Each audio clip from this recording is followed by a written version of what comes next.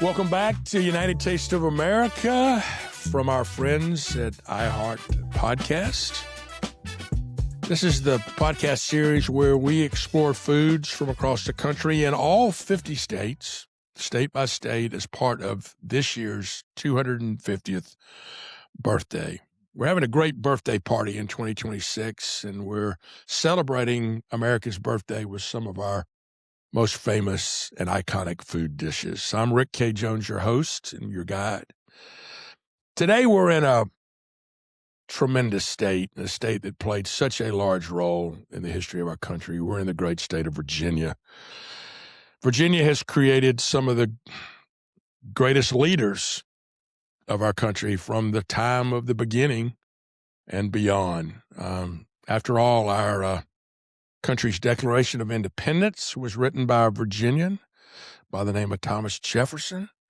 Our first commander-in-chief and our first president of the United States was also a Virginian, George Washington. We're going to talk a lot about him a little bit later. Virginia has actually produced 8 presidents of the United States, more than any other state, including the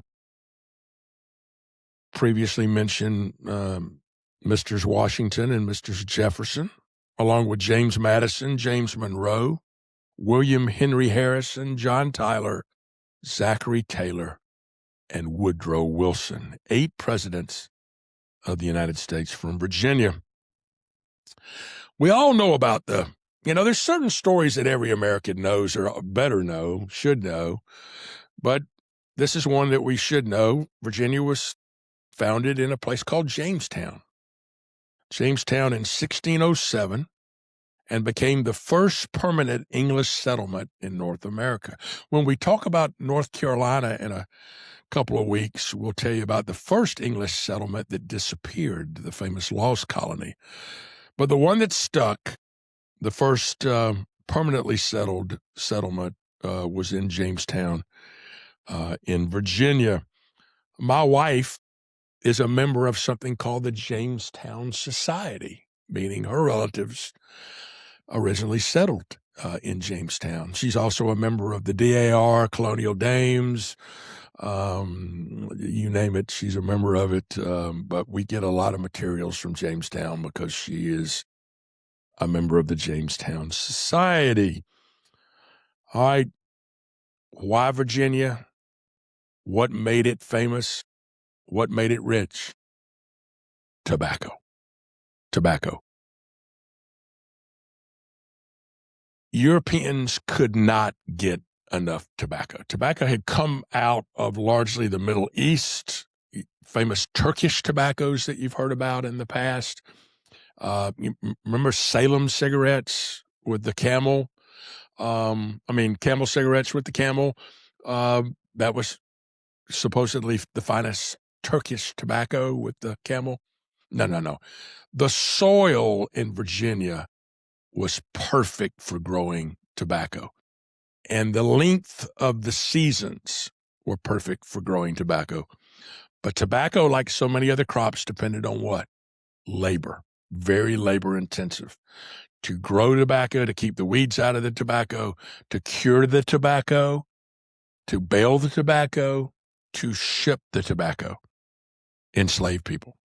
And so it didn't take long for the planters in Virginia to realize they needed African enslaved people to come and do that, and it became the cash crop.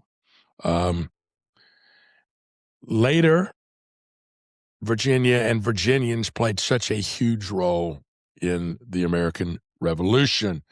It's kind of fitting that in a lot of ways, a lot of the leaders started the idea of leaving the crown and forming our own nation in Virginia. And it's really maybe not so ironic that the war ended in Virginia, at Yorktown. If you know the story, we've told you when we talked about South Carolina that the South really won the war because we defeated Cornwallis and his troops at places like Kings Mountain and Cowpens. And he escaped through North Carolina on the way to the coast to be rescued. And he made a tactical error. He got to the peninsula of Yorktown thinking there were British ships waiting for him. He had heard they were. When he got there on that peninsula, he found those ships were French. Those were French ships. We're going to talk a lot about the French in the Revolution when we talk about the state of New York here in a few weeks. Those were French ships. Well, now he turns around to escape off the peninsula, and whoops, there's General Washington and our troops, and he is virtually surrounded. And Mr. Cornwallis waves the white flag, and the war ends. It took a little while to get the Treaty of Kent done, but we were able to do it, and Virginia played such a big role in that. Unfortunately, Virginia played a huge role in the next big war, which was our American Civil War. Virginia seceded. Again, it was a heavy, heavy, heavy slave state. And that war was about economics. It was about labor, free labor, enslaved people that worked the fields. And they seceded from the Union. The first capital of the Confederacy, the Confederate States of America, as you may know, was in Montgomery, Alabama. But later it was moved to Richmond, Virginia. So the second capital, the capital of the Confederate States of America, was very, very close to the capital of the United States of America in Washington, D.C. There were multiple and very important battles fought all over the state of Virginia. I mean, it had more battles than any other place. Lots of clashes as both sides, fought throughout Virginia. Robert E. Lee surrendered to Ulysses S. Grant at Appomattox, Virginia, a place called Appomattox Courthouse, Virginia. If you read the history of the Civil War, you want to talk about grace. The way Grant treated Lee was just full of grace. I mean, they were a defeated people, but he let all of the Southern soldiers keep two things. He let them keep their horses. You got to get home. And he let them keep their sidearms. You may need a pistol. Grace. And it really, I think, helped us on the road to recovery as a nation. Lee's historic home was outside of Washington, D.C. at a place called Arlington.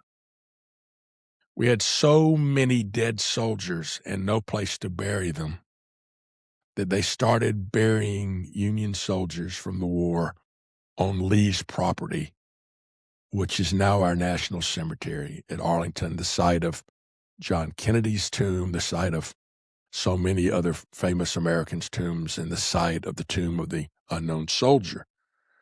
My dear friend Bob Heisner now lives in Fredericksburg, Virginia, and he works for an organization called the American Battlefield Trust. The American Battlefield Trust was formerly known as the Civil War Trust. What they do as a not-for-profit is they buy land, sacred land, historic land, famous land where we fought battles. Battles in the Rev War, War of 1812, or largely the American Civil War. And they restore that land to its original look of when there was a battle there.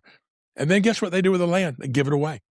They give it to a national park, to the National Park Service, or give it away to state parks. And the state where they bought the most land has been in Virginia, and they've done a great job. One of the problems we have in Virginia right now is there are a lot of data centers being built. And a lot of these data centers are being built on land where we fought Civil War and Rev War battles. Today, Virginia is known for a diverse and successful economy. It's got agriculture, a lot of agribusiness. We'll talk about it in a minute. They got quite a wine industry in Virginia. They got a big robust fishing industry because of the Chesapeake Bay. Really known, though, for government, healthcare, and industry.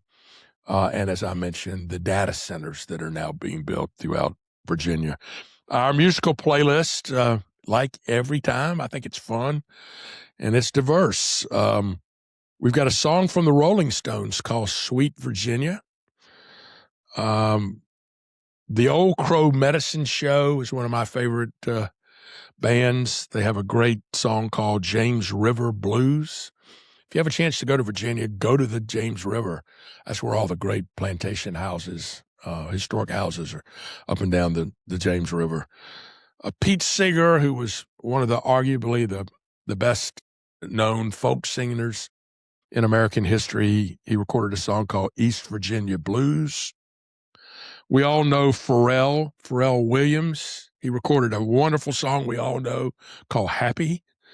It's on our playlist. And then a Virginian, Bruce Hornsby, recorded a great song called That's the Way It Is. So we got a great playlist today. I'd encourage you to go listen to it as part of watching or listening to our podcast.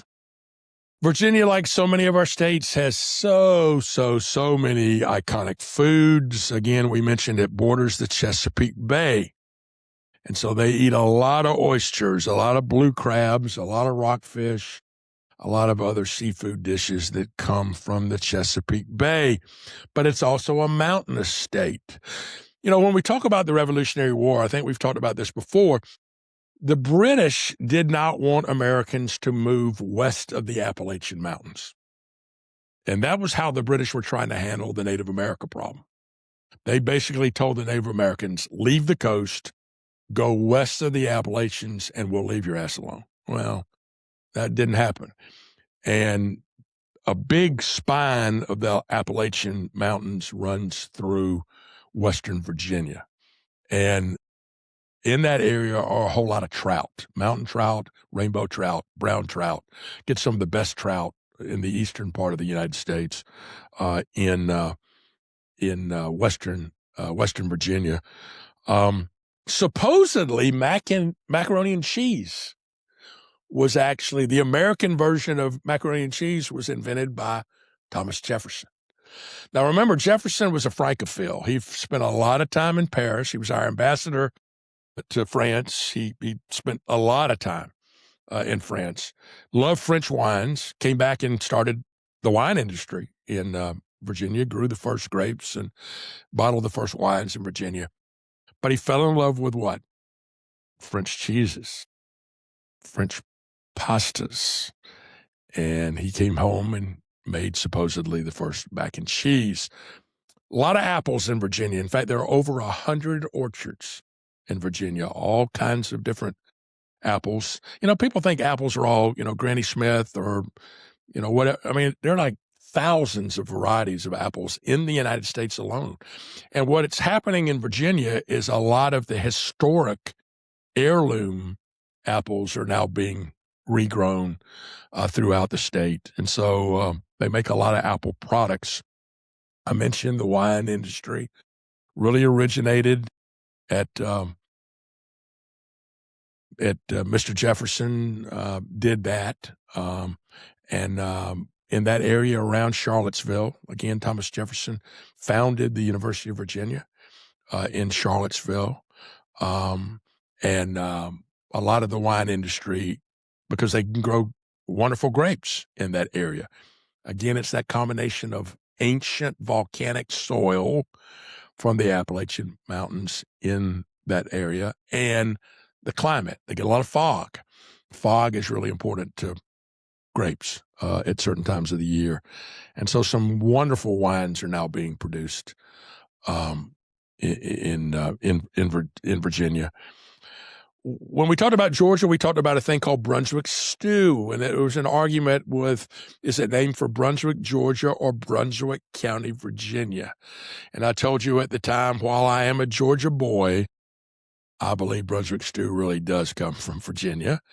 It originally was made with game, squirrel, raccoon, venison, whatever you can have, but today it's made with a combination of chicken and pork corn, potatoes, tomatoes, and other ingredients. I love Brunswick stew, and some of the best is in Brunswick County, Virginia. Virginia is known for ham, cured Virginia hams, especially around the Smithville, Virginia region of the country. And what do they do with that ham?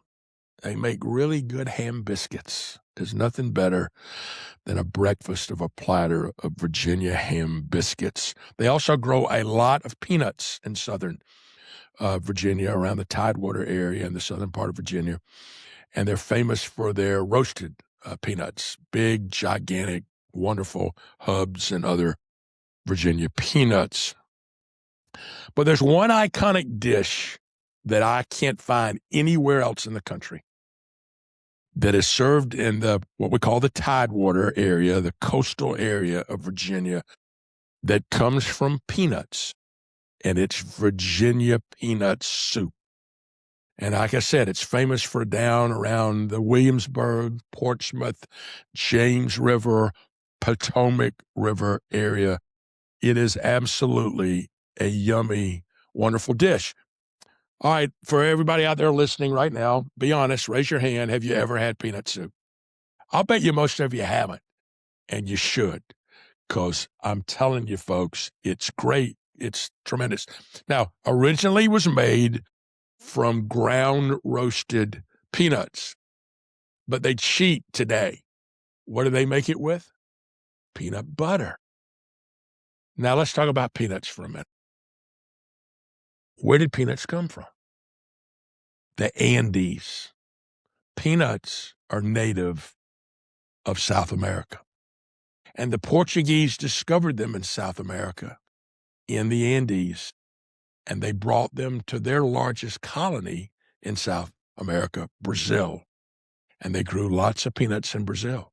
They also did what into Brazil? To grow peanuts, to grow bananas, to grow sugar cane. They imported what? Lots and lots of African slaves. And in the going back and forth between Brazil and Africa, peanuts migrated across the Atlantic. And they quickly found out that peanuts would grow rapidly year-round and in so much quantities in Africa.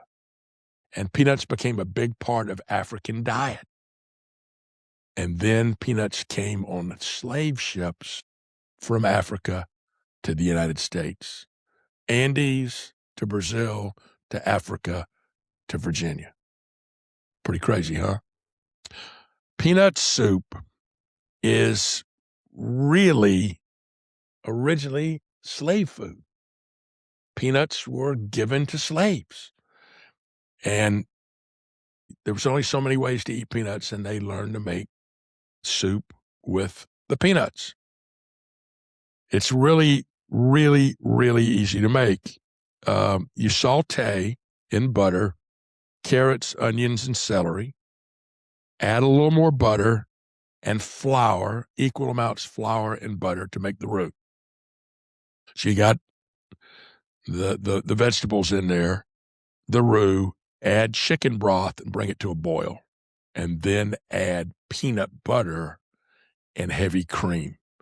Then take a blender, blend the whole thing together, serve it hot, put some roasted peanuts on top, give it a little crunch. Peanut soup. Really, really good. We filmed the making of peanut soup at one of the most iconic historical places in our entire country. We went to George Washington's home at Mount Vernon, at the Mount Vernon Inn. Now, there are a lot of connections to this. Washington was a planner. And guess what? Recently, they did a digging. They've done a renovation of Mount Vernon in time for our birthday this year. So it's newly renovated. Got to go to Mount Vernon. And they found, what did Washington supposedly chop down as a young person? A cherry tree. And said, I cannot tell a lie. I chopped down the cherry tree. They found cherry seeds. And so it appears that he grew cherries Mount Vernon, one of the earliest planters of cherry trees. So there may be some truth. Did chop down a cherry tree, maybe to build his house. But there's speculation that he also grew peanuts because there's so many peanuts that are grown along the James and Potomac rivers there. And so he likely was a peanut farmer at one time or another. And here's the other irony. Peanut butter was invented by a former slave by the name of what? George Washington Carver. George Washington Carver supposedly created over 300 recipes with peanuts. Hey, folks, you got to go to Mount Vernon. If you haven't been to Mount Vernon, it's got to be on your bucket list. It is a very special place. Number one, it's one of the most beautiful pieces of real estate I've ever seen. It's literally on a bluff on the Potomac River. It's only about 15 miles south of Washington, D.C. Spectacular place. It was the former residence and plantation of George Washington. We know about George Washington, founding father, commander-in-chief, first president of the United States, father of our country. He and his wife, Martha, lived there. He loved that place and that land better than any place on earth. It is truly an American landmark in Fairfax County, Virginia. The Washington family acquired that land in 1674. And then around 1734, the family started expanding the estate, and George Washington started leasing the land in 1754, but became the sole owner of that land in 1761. The mansion there is built of wood. It's a Palladian style. The original house was built around 1734 by his father, Augustine Washington. George Washington expanded the house twice, once in the 1750s and again in the 1770s, and it remained his home for the rest of his life. He died at Mount Vernon in 1799, and unfortunately, the estate declined under several generations of other members of the Washington family. Remember, George and Martha never had any children, and so the land went to other relatives. Then in 1858, right before the American Civil War, a group of ladies realized that we needed to do something about protecting Mount Vernon. And so a group of, stateswomen formed the Mount Vernon Ladies Association, and they purchased the land and the building. And guess what? That same organization still exists today and still owns it. And, one of the great things that happened was they protected it during the Civil War. They didn't let anything happen. There's so many other, unfortunate historic buildings were destroyed during the Civil War. It was designated as a National Historic Landmark in 1960. It's listed on the National Historic Register of Historic Places. Again, it's maintained as a trust by the Mount Vernon Ladies Association. It's open daily. It is a great place to come. The restaurant there is really, really good. The Mount Vernon Inn serves classic Southern and Virginia dishes, including the famous Virginia peanut soup. I had the chance that day, and when you look at our vignette on YouTube, I had a chance to interview the Mount Vernon CEO, a guy named Doug Bradburn. Doug is an interesting guy. He started out as a historian and an author. He came and was the founding director of the library there. And the library there is named for Fred W. Smith, the Fred W. Smith National Library. Fred Smith, you may know, was the founder of FedEx. He was a Marine. He did his thesis on FedEx. His professor told him it would never work. Whoops. Maybe that's why that guy teaches and doesn't have business. I want to tell you a quick Fred Smith story. He was my boss. I was privileged. George Bush was the governor of the state of Texas. I was living in Dallas. My boss was a guy named Chuck Jarvie. Chuck Jarvie told George Bush about me and my agency. George Bush told Bob Dole, who was the co-chair with Fred Smith of the World War II Memorial Foundation. And Bob Dole hired my agency to do the cause-related marketing fundraising for the National World War II Memorial in Washington, D.C., and I got to work with Fred Smith and Bob Dole. Fred took me to the NFL owners meeting in Atlanta one year, and he got up and gave a preview of what the World War II Memorial was going to be all about. And then he said, Rick, get up here and tell these men what we want. And I had the chance to go up and say, gentlemen, we want you to do three things. We want you to run our Tom Hanks video. It's time to say thank you on the Jumbotrons and all your stadiums throughout the year. On the weekend around Veterans Day, we want you to pass the helmet or pass the hat, collect money for the cause, and we want you to donate $1 million. And I'll never forget this. The late Wellington Mara, who owned the New York Giants, got up and said, I was in D Company in Germany in 1945, and I vote to give these men what they came for. I'll make a motion. And Bud Adams, the late Bud Adams, who at that time owned the Houston Oilers, later the Tennessee Titans, he got up and said, I was on the USS something in South Pacific in 1945, and I second that motion.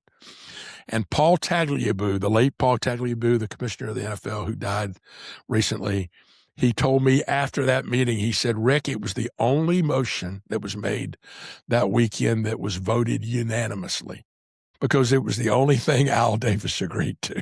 Al Davis, who owned the Raiders, who had gone to the Citadel, who was a military man, voted for that, and we were able to get that done. So that's my Fred, the late Fred Smith, who died last year. It's my Fred Smith story. If you have not been to Mount Vernon, please put it on your list and have that wonderful peanut soup. So where are there some other great places to eat in Virginia? My goodness, if you've been to the state of Virginia, there's so many, I can't even name them all, much less pick three from me, but of course I must. So here are my Virginia three from me other restaurants you got to eat. The first one is in historic Williamsburg, Virginia. Williamsburg was the original capital of the colony of Virginia. It was later restored by John D. Rockefeller and the Rockefeller Foundation. If you haven't been to colonial Williamsburg, again, it's a bucket list place. They have a number of historic taverns there on the grounds of Williamsburg, but my favorite is Christina Campbell's Tavern. It's there in colonial Williamsburg, and what you want to get there are two things. You want to get their crab cakes, which are amazing, and you want to get spoon bread. Spoon bread is a cornmeal custard-like bread. It's like bread pudding without the sweet. That's what you want. Spoon bread and crab cakes at Christina Campbell's Tavern with a nice icy ale to wash it all down. My second place is a place in Stanton, Virginia. It's right off of Interstate 81. It was opened in 1947. It's Mrs. Rose. It is a family-owned, family-style fried chicken, killer Southern food. Biscuits and cornbread, all the fixin', homemade pies. Folks, you eat till it ouches. It is so good. It's some of the best fried chicken I've ever had. Amazing ham, amazing meatloaf, amazing biscuits, amazing pies. One meal that day. It's so good. Mrs. Rose, Stanton, Virginia. We were going back and forth when we were working for a short time on the America 250 project with the America 250 Foundation. And we were staying there where their office was in Alexandria, Virginia. And every time I would come stay in Alexandria, I would eat at the same place. It's called Ada's on the River. Wonderful restaurant right on the Potomac River in Alexandria, Virginia. What do you want? They have a wood-burning stove, and you want to get the seared scallops that are cooked in that wood-burning stove with a side of lobster and cheese. Okay? Killer. I don't think there are any calories if you eat there. They don't count because you're in a historic town. Ada's on the River, Alexandria. All right, I can't resist. I got to give you one more, okay? Because I just couldn't. I mean, it's hard. How do you pick just three in the state of Virginia? This is one of my favorite places. And this is a place that nobody seems to know about, and it is so freaking good. It's in downtown Richmond, Virginia. It's called Sally Bell's Kitchen. It's down near Virginia Commonwealth University. It's been there forever. It's a teeny little place, open only Monday through Friday, only for lunch. And what you want to get are takeout boxed lunches. It's all these little old ladies, and this is what you get in a boxed lunch. You get a sandwich of your choice, a side of your choice, a cupcake of your choice, plus a cheese wafer and a deviled egg. Yo, now, they got about 7 or 8 different kind of sandwiches, but what you want is Smithville ham, Virginia ham, on a roll. You want their potato salad, even though they do great macaroni salad too, but you want the potato salad. And then you pick out the kind of cupcake you like. I get a crushed almond yellow batter cupcake. That deviled egg, that cheese wafer. I usually get Coke in a bottle, ice cold Coke in a bottle to wash it all down. Get in your car, go to a roadside park, sit and eat. Sally Bell's Kitchen, downtown Virginia. Y'all, you won't be sorry.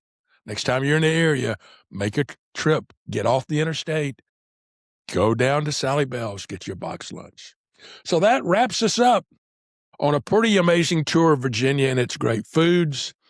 We're going to be back here next week with state number 11, the Empire State, New York, on United Taste of. We'll see you then.